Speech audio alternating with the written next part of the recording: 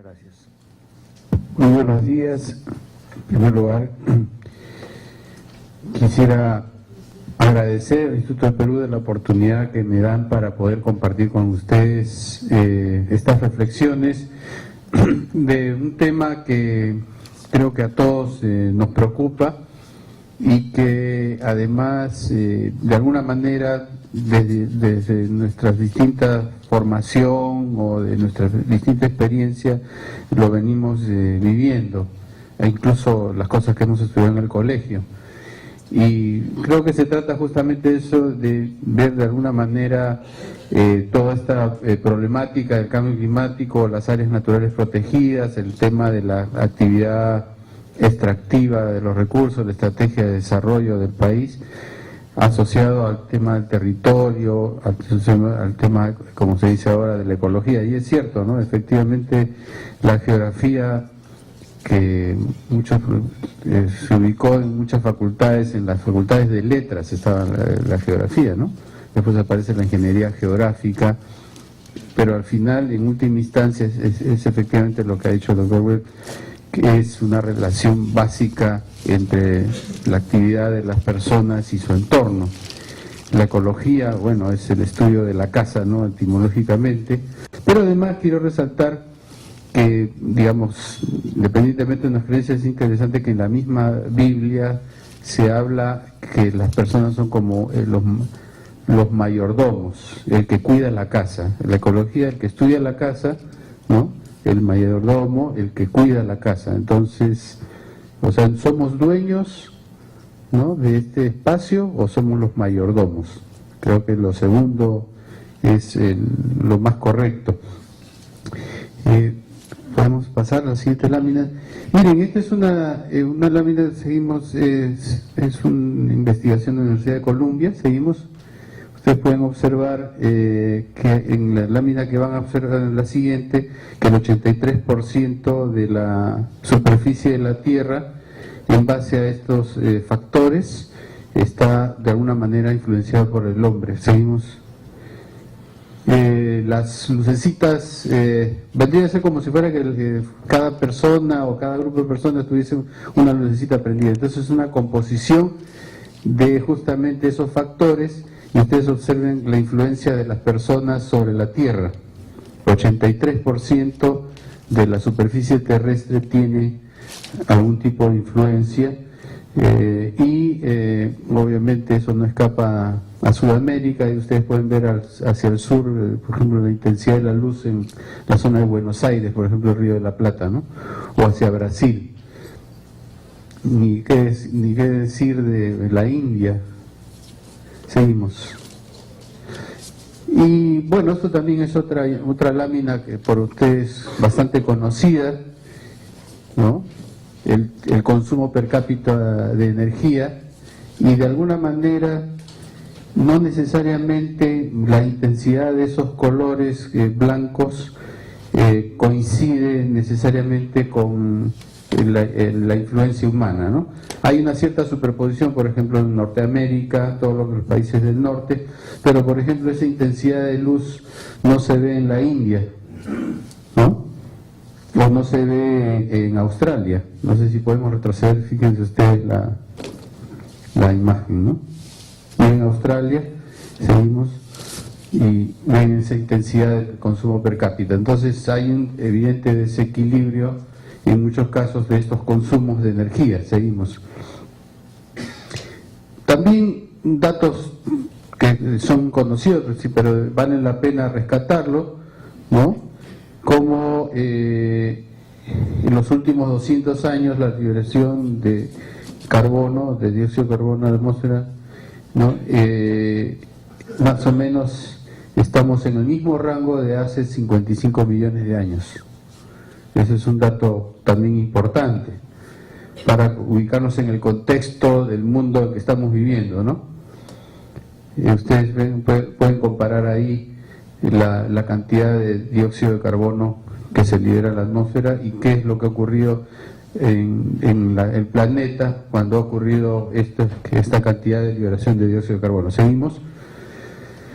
Bueno, en estos 55 millones de años subió la temperatura a 8 grados en las regiones templadas, 5 grados en los trópicos. Es interesante porque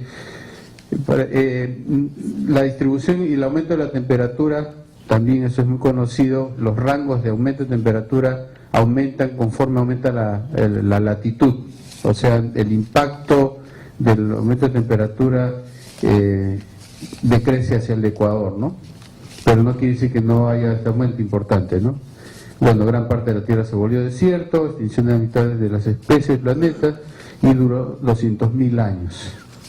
Son datos de los geólogos. Entonces, seguimos. Más o menos estos son los escenarios de las predicciones climáticas hechas en el 1988. El escenario lento, el escenario medio, el escenario rápido, y ahí la marquita que ustedes ven ahí estamos. Ese es también otro dato objetivo, dato de la realidad, de la información que hacen los científicos. Quiere decir que independientemente de nuestras opiniones, hay un incremento de la temperatura. Algunos podrán decir que eso puede ser producto de una normal fluctuación climática de la Tierra, otros dicen que es debido al dióxido de carbono, pero ahí está la información. Seguimos. Ahí están las variaciones del CO2 en los últimos 400.000 años, también son datos muy conocidos, y pueden ustedes ver cómo es que esas variaciones se incrementan hacia nuestra época. Seguimos. Alguna gente, por ejemplo, en este lado de acá dicen, resaltan, por ejemplo, esta inconsistencia, que habría un incremento de CO2 pero una bajada de temperatura, ¿no? Entonces quiere decir que no necesariamente, algunos decían, no necesariamente se debe estas fluctuaciones de temperatura al incremento del CO2. Seguimos. Pero bueno, esto es otro dato de la realidad: el crecimiento de la población, el crecimiento del consumo de la energía y el crecimiento de la población de los países industrializados. Ahí está también un dato de la realidad. Seguimos, y las proyecciones. Y esto es otro también importante, la proyección del crecimiento de los países en desarrollo sobre la producción de CO2. Obviamente esta curva tiene que ver mucho con países como la India y la China. Seguimos.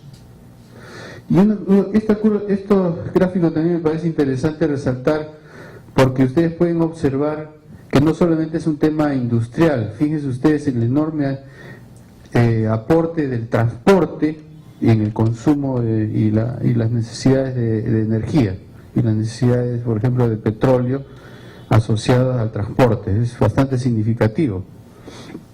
Seguimos. No me gusta decirle biocombustibles, por eso le llamo agrocombustible, porque de bio a veces es medio engañoso, ¿no? Entonces, los agrocombustibles, fíjense ustedes cómo hay esta proyección de las inversiones. Y seguimos. Y algún ejemplo asociado a los agrocombustibles, como esta imagen de Santa Cruz en Bolivia del año 75, mientras más verdecito, como ustedes saben, es más bosque. 2003, soya. ¿Cierto? Entonces, digamos, este es el cambio de uso del suelo que tanto nos preocupa, el monocultivo, eso, independientemente de nuestros criterios y evaluaciones sobre qué significa eso, el hecho es que hay un cambio de uso del suelo ahí, y obviamente responde a un modelo de desarrollo y el uso de la tierra. Seguimos. Digamos, me gusta presentar esto también porque estos son los derechos mineros, ahí están las áreas protegidas. Ojo, hay veces hay gente que dice, no, eso quiere decir que son todas las minas del Perú que están haciendo aprovechamiento de recursos minerales. No es cierto, solamente son los títulos mineros. Eso no quiere decir actividad, porque a veces se usa este cuadro para decir, fíjense cómo estamos siendo devastados, ¿no? Simplemente lo muestro como una planificación del territorio donde vamos a observar que hay distintas maneras de plantear esta planificación y obviamente los conflictos que se generan asociados a esta planificación. Hay una contradicción, si se quiere, entre comillas, entre una planificación de conservación de diversidad biológica y una planificación de este tipo, pero a pesar de ello también se nota que no hay una invasión sobre las áreas protegidas, como se podría creer. Seguimos. Pero esto no es planificado, ¿no? Esto es la famosa minería ilegal. Nosotros nos gusta, no nos gusta decirle informal, es ilegal, porque obviamente no cumplen con las leyes. Ahí hay no sé si notan que hay una persona ahí, ¿no? De rojo. Eso ustedes pueden observar que es el tipo de lo que ellos le llaman minería artesanal. Es otra manera de no planificación, pero de todas maneras una intervención directa sobre el territorio. Seguimos. Entonces, digamos, este es el escenario que estamos viviendo, y ahí, digamos, lo que yo quiero compartir con ustedes un poco qué cosa es lo que ha pasado antes. ¿Es una novedad para los peruanos el cambio climático? De ninguna manera. Somos un país que siempre ha vivido extremos y siempre hemos sabido, nuestros antepasados, enfrentar esos retos. Seguimos, por favor. Y quiero resaltar este escrito de Julio Llamazares, que habla justamente de cómo es que nuestros antepasados enfrentaron los retos de nuestra naturaleza, que es de extremos. Como hay un idioma materno que te enseña a nombrar las cosas, hay un paisaje materno con el que aprendes a ver el mundo. La pregunta es si es que nos hemos dado la espalda a esa mirada que tuvieron nuestros antepasados. Seguimos. Esto es el Pariacaca, muy rápidamente. Naturaleza y cultura siempre han estado. Este es los pinchudos en el Pajatén, en Parque del Laviceo, o la zona de Yauyos, Huancaya, seguimos, o la Chay, ¿no? O por ejemplo el Huepí. Esta foto me gusta mostrarla porque, por ejemplo, el río que está primero, aquí más hacia abajo, es el río Huepí, que es la frontera con Ecuador. Ecuador es esa esquina y al fondo es Colombia. Entonces, compartimos con los ecuatorianos y los colombianos un conjunto de áreas en el norte del Perú, vecinas. Huepí, La Paya y Cuyabeno. Seguimos.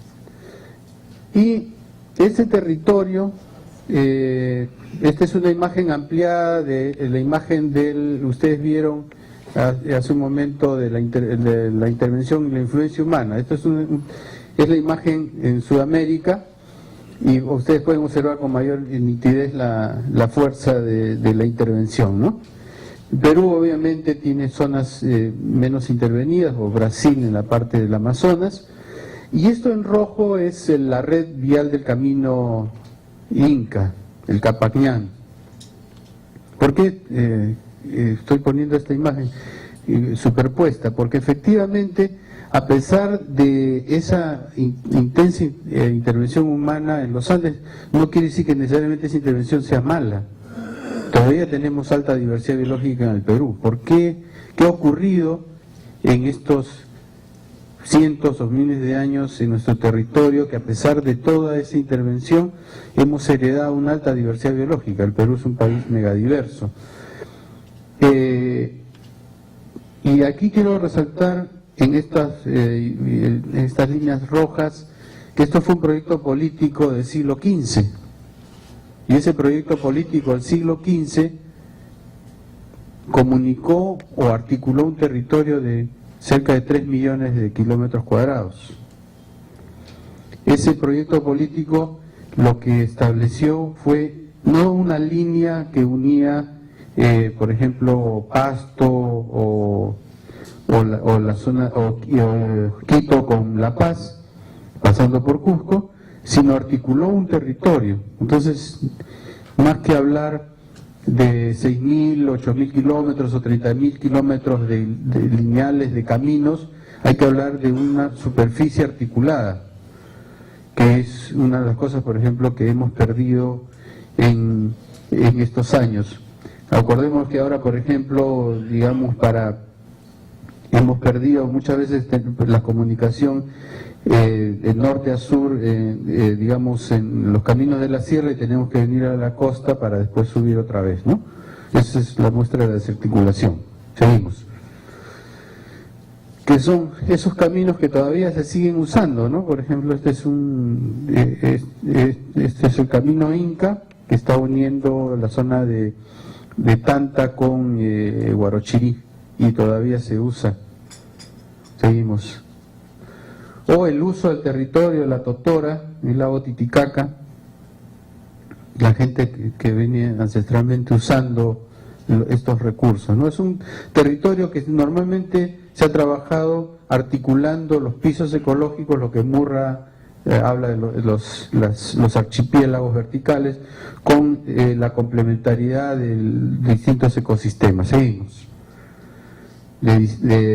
También, obviamente, nuestra gente en la selva, ¿no? Es una chica Matsés, hay una reserva nacional recientemente establecida. Seguimos. Entonces, en estos Andes tropicales, no les voy a repetir esto, muchos de ustedes conocen, hay una enorme diversidad biológica, a pesar también de una intervención milenaria en esos Andes, ¿no? Seguimos. Y a propósito del cambio climático, miren ustedes, esta es una cronología del Polilepis. Lo de Polilepis es la queñua.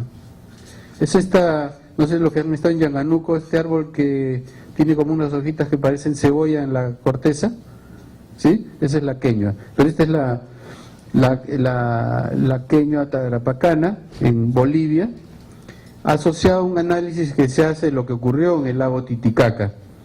Y ustedes pueden observar, esto está la reconstrucción desde 1300 al 2000.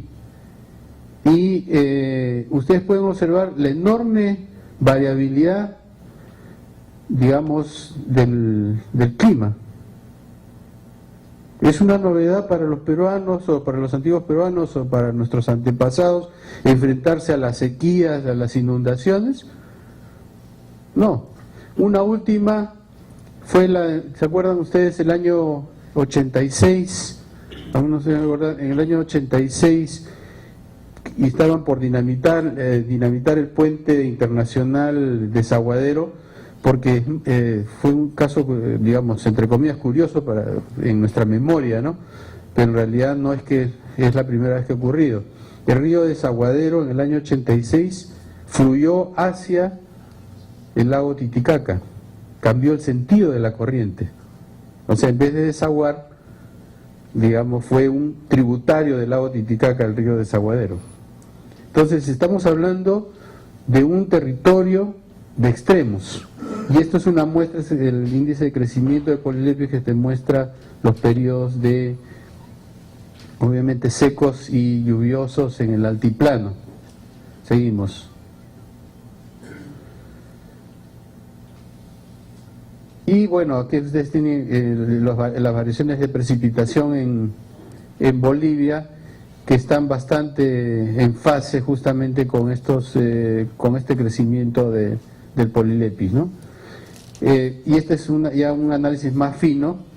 Ustedes pueden ver justamente lo que está mencionando acá, el 86, ¿no? Seguimos.